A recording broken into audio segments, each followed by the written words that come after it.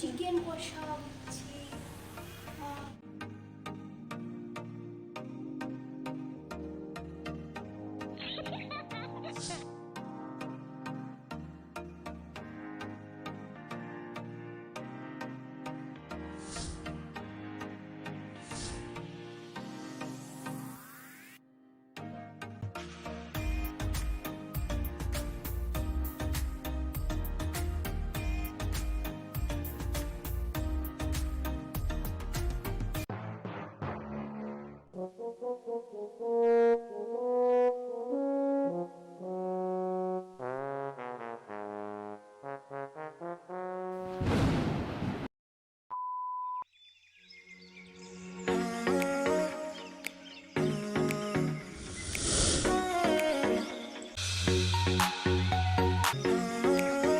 Hello fairy lovers, welcome to my channel. I am Barnali Kundu.